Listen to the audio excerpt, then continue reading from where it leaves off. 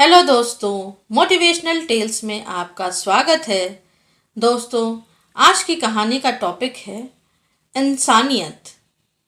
शाम ढलने वाली थी। मैं अक्सर इसी बस से अपने घर वापस आता था। मैंने देखा वह लगभग दौड़ती हुई बस के पास आई और बस में चढ़ गई। वह आगे वाली सीट पर बैठ गई। मैं पीछे की सीट पर बैठा था। यही कोई 27-28 साल की शादीशुदा महिला थी। मैं मन ही मन सोच रहा था, आज फिर देर हो गई शायद। अक्सर ये दो होती हैं। आज अकेली है, शायद आज वो नहीं आई होगी। मैं देख रहा था उसके सामने वाली सीट पर 30-32 साल के दो नौजवान बैठे थे जो उसे देखकर आपस में कुछ बातें कर रहे थे। मैंने बस में नजरें घुमा कर देखा। बस में केवल 5 औरतें थीं, जिसमें से 2 को मैं पर्सनली जानता था, जो टीचर थीं, जिनका स्टॉपेज 15 मिनट में आने वाला था। वे भी मेरी तरह इसी बस से रोज वापस आती थीं। थोड़ी देर में उनका स्टॉपेज आ गया। वे दोनों महिला वहां उतर गईं। मैंने घड़ी में टाइम देखा, 7 बजने वाला था। धीरे धीरे बस से सारे यात्री उतर गए थे। बस में केवल 10 लोग बचे थे। तब मैंने महसूस किया वे 2 नहीं 4 थे। थोड़ी देर में 2 और महिलाओं का भी स्टॉपेज आ गया। वे दोनों भी उतर गईं। बस में केवल एक महिला बच गई थी, एक बुजुर्ग व्यक्ति और मैं। चारों लड़के बार बार मेरी ओर देख रहे थे। शायद वे चारों मेरे बस से नीचे उतरने का इंतजार कर रहे थे। मैंने घड़ी में टाइम देखा, 8:30 बज रहा था। बस रुकी, यही मेरा स्टॉपेज था। यहाँ बस 10 मिनट रुकती थी। यह छोटा बाजार जैसा था। एक छोटा सा होटल या चाय की दुकान कह लीजिए, 2 पान की गुमटी और भी छोटी मोटी दुकानें थीं।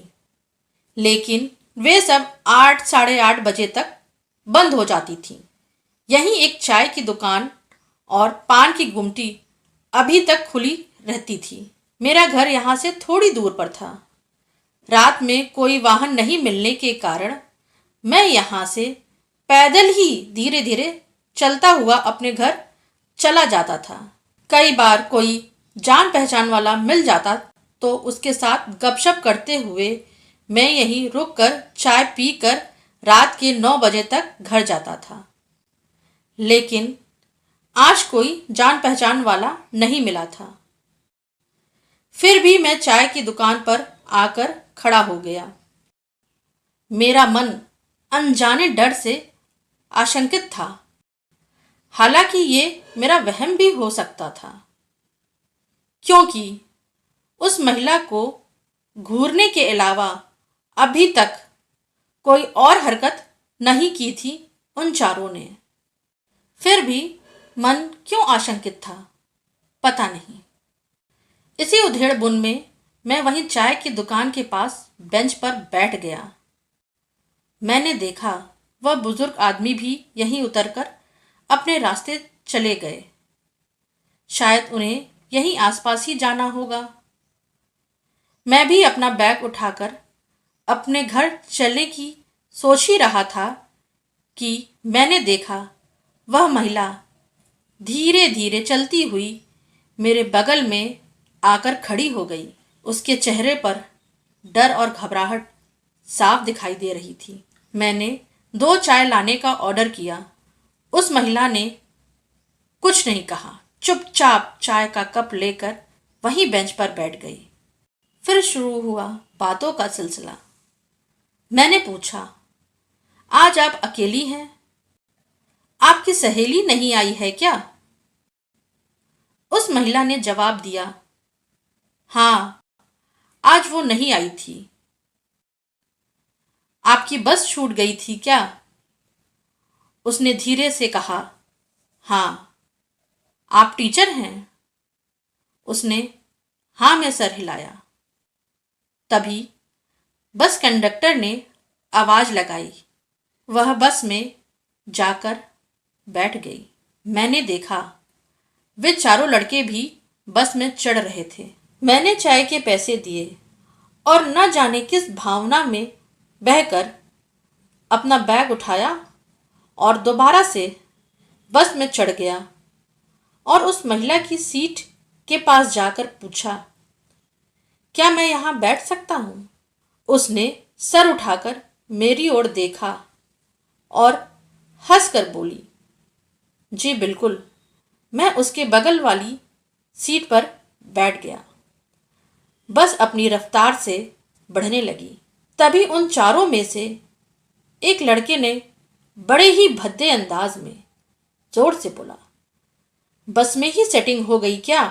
क्या किस्मत पाई है साहब, हम लोगों की भी किस्मत खोल दीजिए। इतना बोलकर वे चारों जोर जोर से हंसने लगे। जिस बात का मुझे डर था वही हुआ। इन लोगों की नीयत ठीक नहीं लग रही थी। मैं अंदर तक डर गया। मैं मन ही मन सोच रहा था, न जाने मैं किस लफड़े में फंस गया। ये चार, मैं अकेला, इन सब का क्या बिगाड़ लूंगा? फिर भी मैं इन्हें अकेले भी तो नहीं छोड़ सकता था। अब जो होगा देखा जाएगा। अपने डर पर काबू करते हुए, ऊपर से खुद को नॉर्मल दिखाते हुए उनकी बातों को इग्नोर किया और पॉकेट से मोबाइल निकालकर अपने हाथों में ले लिया। उसमें 100 नंबर डायल पर रख लिया मैंने। इसके अलावा और कोई ऑप्शन भी नहीं था मेरे पास। तभी कुछ ऐसा हुआ जिसकी मैंने कल्पना भी नहीं की थी। बस का कंडक्टर आया और जोर से चिल्लाया, बस रोक, बस रोक। मैंने देखा उसके हाथ में लोहे का बड़ा रिंच था। उसके पीछे पीछे 2 और आदमी बस में चढ़ गए। थोड़ी देर में बस रुक गई। मैं भी हड़बड़ाकर खड़ा हो गया। बस कंडक्टर ने उन चारों से कहा, आप लोगों का स्टॉपेज पीछे ही रह गया। आप लोगों ने वहीं तक का टिकट लिया था, इसलिए आप लोग यहीं उतर जाइए। उन चारों लड़कों में से एक लड़के ने भद्दी गाली देते हुए बोला, पहचान नहीं रहा क्या बे, जो तू यहां मुझे नीचे उतरने को बोल रहा है? उसके मुंह से शराब की बदबू आ रही थी। लेकिन कंडक्टर भी कम नहीं था। उसने आओ देखा ना ताओ 2 थप्पड़ खींचकर उस लड़के को दे दिया। वह लड़का थप्पड़ पड़ते ही बिलबिला उठा और कंडक्टर से हाथापाई पर उतर आया। तभी दूसरा लड़का बीच में आकर बीच बचाव करने लगा और बोला, कंडक्टर साहब, हम यहां से कैसे जा पाएंगे? आप ऐसा कीजिए कि हमारा बाईपास तक का टिकट बना दीजिए। बस कंडक्टर थोड़ी देर चुप रहने के बाद बोला, ठीक है, तुम लोग पीछे जाकर बैठ जाओ। वे चारों चुपचाप पीछे जाकर बैठ गए। बस अपनी रफ्तार से आगे बढ़ने लगी। 20 मिनट में उस महिला का स्टॉपेज आ गया। स्टॉपेज पर मोटरसाइकिल से पहले से ही कोई उसका इंतजार कर रहा था। उन्होंने पहले ही किसी को बुला लिया था। शायद उनके पति देव थे। वे चुपचाप बस से उतरकर मोटरसाइकिल के पीछे बैठ गई।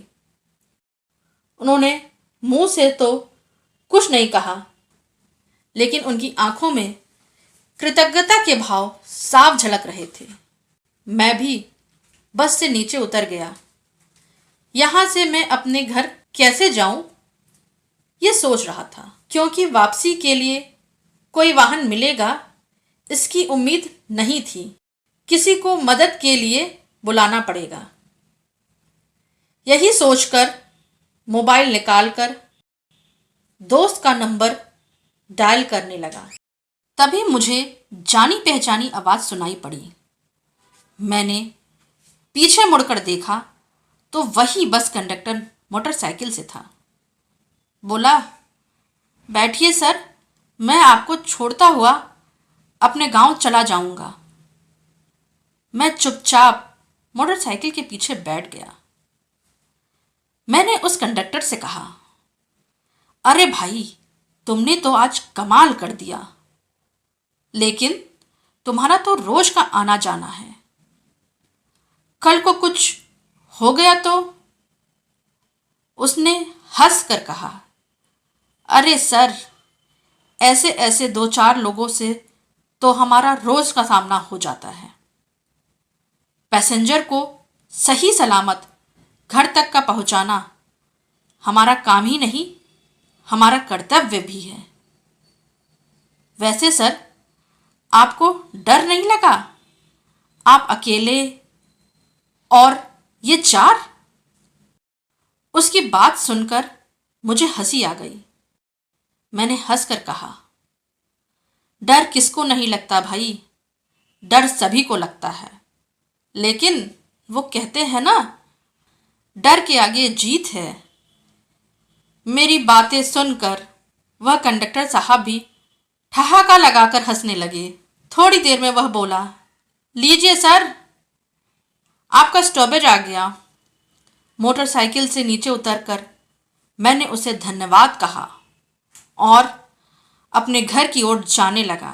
तभी उस कंडक्टर ने कहा, एक बात कहूँ सर, आप जैसे लोग के कारण ही इंसानियत जिंदा है, नहीं तो इन जैसे लोगों ने तो हमारे घर की औरतों और बच्चियों का जीना मुश्किल कर दिया है। दोस्तों, इस अनोखी घटना ने मेरे दिल को छू लिया था और मुझे समझाया कि हमारे छोटे मोटे भाव और कर्म हमारे चारों ओर का वातावरण कैसे बदल सकते हैं। मुझे विश्वास है, इसे याद रखकर हम सभी एक छोटे कदम से मानवता को और भी बेहतर बनाएंगे। दोस्तों, आज की कहानी को लाइक करें, ज़्यादा से ज़्यादा शेयर करें, ताकि दिल्ली जैसी, मणिपुर जैसी घटना न हो सके और अपने अंदर इंसानियत को जागृत कर सकें। चैनल पर नए हो तो सब्सक्राइब करना बिल्कुल ना भूलें। Thanks for listening.